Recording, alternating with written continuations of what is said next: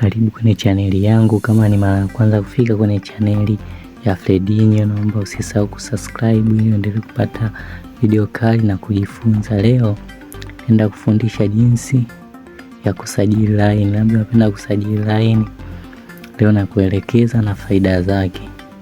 Kwanza hapo ya line kwanza utaikuta kama hivi jinsi ilivyo.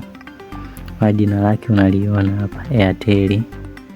Hiyo Airtel hapo. Kwa hiyo utaanza kusajili line.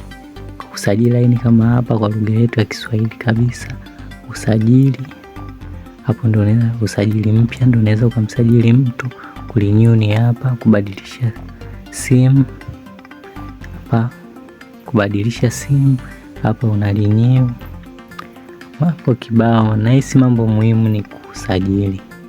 Kocha muhimu, ukishajiunganisha na kampuni hii utakuwa labda unamrushia mteja salio au unasajili line, yani kwa kila utamsajili line mteja kwanza utakatwa 400 ambayo itaenda kulipa kwenye NIDA, na unapomrushia mteja wako salio hela yako inarudi, yani ukamwekea hapa ni 1000 inarudi vile vile.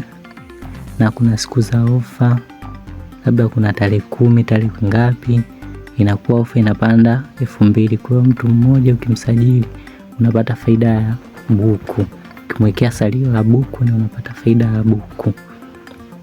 Kwa inakalia, na kwa siku pia kuna bonus. Kama ukapata wateja labda karibuni 7 utapata 10,500.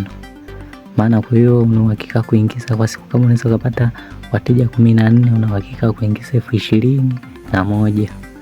Kondo kazi huwa inafanyika kwa hivyo.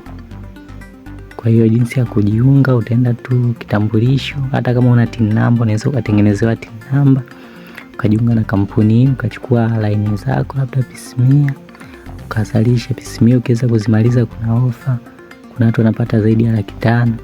Kuna ofa 70,000 kwanza ukisha zifikisha hizo pisimia. Bado kuna ofa unaweza ukafikisha hadi 500,000 kwa utendaji wako wa kazi jinsi unavyoenda.